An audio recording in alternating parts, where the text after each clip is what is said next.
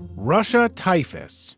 Often called jail fever because its spread was heavily associated with overcrowded and unsanitary living conditions in prisons and military camps, which were relatively common after World War II. The symptoms would often start with something similar to a bad flu, but as the disease progressed, relentless chills and sweats followed those symptoms, the pounding headaches that seemed to split your skull in two, and the bone-deep exhaustion that made every movement feel like an uphill battle. With typhus also causing a rash of red spots that spread across the body, adding to the misery and discomfort, and delirium, hallucinations induced by fever, often blurred the lines between reality and nightmare, leaving sufferers feeling lost and disoriented. Perhaps the scariest aspect was how typhus could strike anyone, regardless of age, gender, or social status, at a time when the rich did not walk the same streets as the poor. Refugee populations fleeing the conflict in Russia carried the disease with them, leading to outbreaks in refugee camps and communities throughout the region. The Russia typhus epidemic claimed 2 to 3 million lives between 1918 and 1922. During this epidemic, it was reported that some sufferers in their fever-induced delirium would strip off their clothes in the cold, mistakenly believing they were burning up. This bizarre behavior often led to hypothermia, complicating their condition further.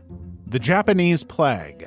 The Japanese plague was caused by the same bacterium responsible for bubonic plague from 1185 to 1333 in Japan. This pathogen was transmitted by fleas that infested rats, and the crowded and unsanitary conditions of urban life provided the perfect breeding ground for rats and fleas, fueling the spread of the disease. After coming in contact with the pathogen, usually through contaminated food, the victims of the plague would wake up one morning with a fever and swollen lymph nodes, only to find themselves bedridden within hours. The symptoms were gruesome. A searing headache, excruciating pain in the limbs, and the telltale blackening of the skin that gave bubonic plague its ominous nickname, the Black Death. As the plague progressed, victims succumbed to delirium and madness, their bodies eaten by the disease. It claimed an estimated 30 to 40% of the population, which totaled 1.8 to 2.4 million people, leaving communities reeling in its aftermath. Smallpox.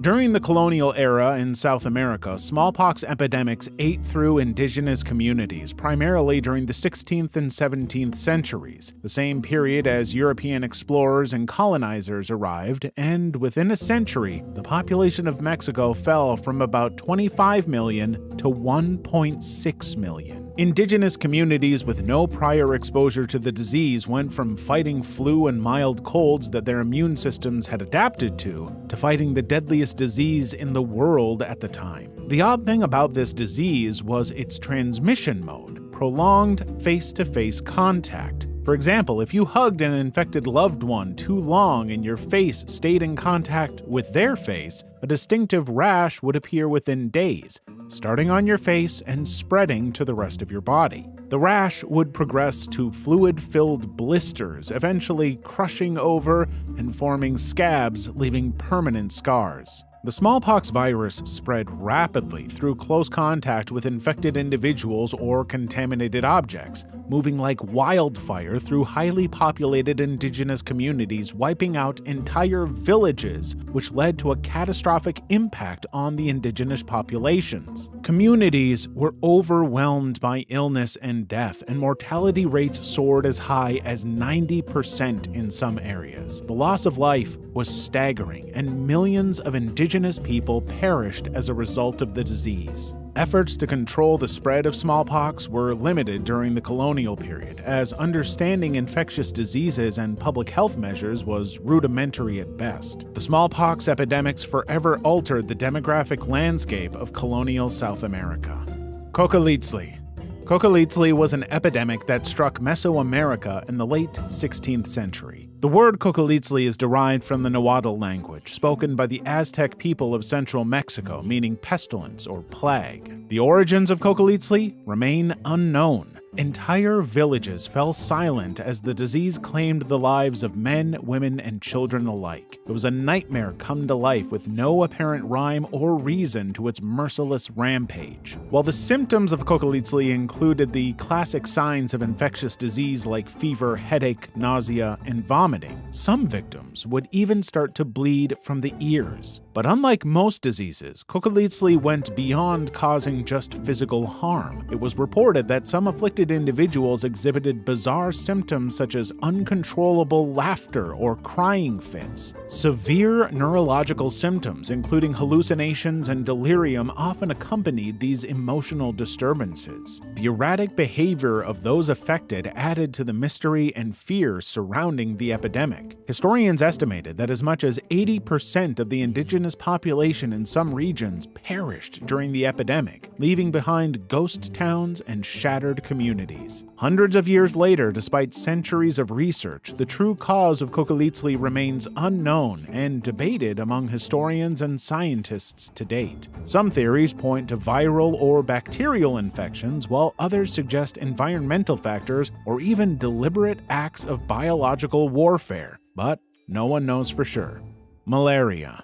Malaria, a mosquito-borne disease caused by parasites, has plagued humanity for centuries, with numerous epidemics occurring throughout history. To put this in context, some publications mention that malaria has killed about 50 to 60 billion humans, which is half of all humans ever to exist. Meaning, if you were unfortunate enough to be born in any of the tropical countries before the invention of modern medicine, you'd stand a 1 in 2 chance of dying from this. Interestingly, the pathogen that causes malaria is carried by tiny mosquitoes smaller than a grain of rice, who hunt for blood based on scent. Studies even show that beer drinkers are likelier to get bitten by a mosquito because they emit an odor the insects find irresistible. The symptoms of malaria can vary depending on the type of parasite, would make you feel like you have the flu, but much worse, with recurring bouts of fever and intense body aches, along with chills, sweats, headache, and fatigue. One scary fact about malaria is that in some cases, the infection can lead to a condition known as malarial coma. This severe complication of malaria can cause patients to enter a state of profound unconsciousness resembling a coma, often lasting for hours or even days. During this time, individuals may appear unresponsive and unaware of their surroundings. Despite the efforts of modern medicine, malaria remains a significant public health challenge in many parts of the world, particularly in sub-Saharan Africa, where millions of people, especially children under 5 years old, still fall victim to this preventable and treatable disease each year. Polio. During the peak of the epidemic in the 1940s and 1950s, parents were living in constant terror of their children falling ill, knowing that this highly contagious viral infection could lead to paralysis, muscle weakness, and in severe cases, death could strike at any moment. During that period, the disease killed over 500,000 people worldwide each year. The symptoms of polio varied wildly, which meant that you could go from having mild flu-like symptoms to severe paralysis in a few weeks. Many poliovirus victims experienced the former, having only to deal with fever, headache, sore throat, and fatigue, similar to the common cold or flu symptoms. Its most horrific feature was its impact on children. Put yourself in hospitals overflowing, with rows of patients confined to iron lungs, devices used to help individuals with paralyzed respiratory muscles breathe, filling the wards. But while it primarily affects children, in some rare cases, adults who were previously unaffected by polio during childhood could contract the virus later for the first time as adults, or when the virus reactivates after lying dormant in the body for many years, which would leave them paralyzed. The development of the polio vaccine, first introduced by Dr. Jonas Salk in 1955 and later improved upon by Dr. Albert Sabin with the oral vaccine, marked a turning point in the fight against the disease. Thanks to widespread vaccination efforts, the incidence of polio declined rapidly in the years following the vaccine's introduction. By the late 1970s, polio had been eliminated from the United States, and the epidemic that had once struck fear into the hearts of millions became a distant memory. Paul Alexander, who sadly died a few years ago at 78, was paralyzed with polio at age 6 and relied on the machine to breathe. The scarlet fever. Scarlet fever, a bacterial infection caused by a group A Streptococcus bacteria, led to a significant epidemic in Australia during the late 19th and early 20th centuries that claimed over 8,000 lives. This epidemic occurred primarily in urban areas where overcrowding and poor sanitation facilitated the spread of the disease, and children were particularly susceptible to the infection. Scarlet fever typically begins with symptoms that make you believe you have strep throat, like a sore throat, fever, and swollen glands. However, if you have scarlet fever, what would set it apart is the distinctive rash that follows, covering the body in red sandpaper-like bumps and strawberry tongue.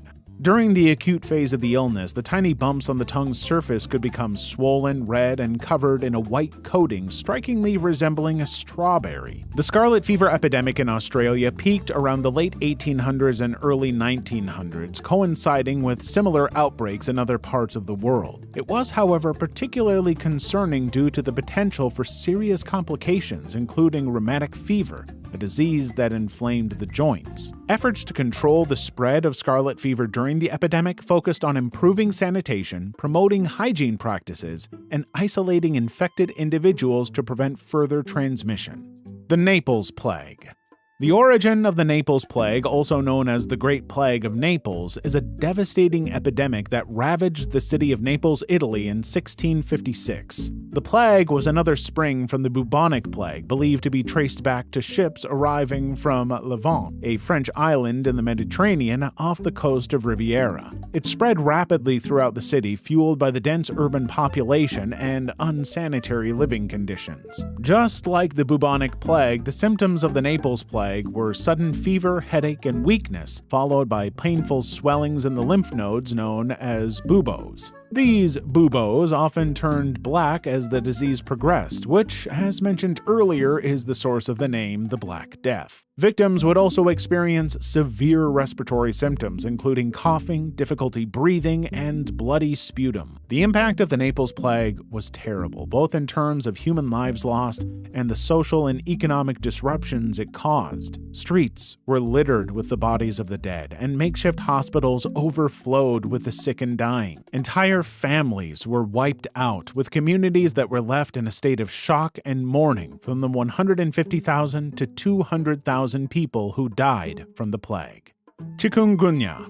The chikungunya epidemic was a viral disease that spread rapidly through Caribbean communities, causing illness and disruption that affected millions of people across the region between 2013 and 2014 and claimed over 2,000 lives. It was transmitted primarily by mosquitoes, you guessed it, which usually thrive in tropical and subtropical climates. However, while remote island communities faced the threat of this mosquito-borne disease, densely populated urban areas were not spared either. As these vectors multiplied and spread, so did the risk of chikungunya transmission. Within 2 to 12 days of being bitten by a disease-carrying mosquito, a patient would find themselves experiencing debilitating symptoms like severe joint pain, headache, fever, muscle pain, and a rash. Chikungunya translates to that which bends up, referring to the characteristic symptom of severe joint pain that causes patients to adopt a stooped or hunched posture. Families struggled to care for loved ones who were suddenly unable to walk or move without pain, and within months, neighboring islands and countries reported escalating case numbers, medical resources were stretched thin,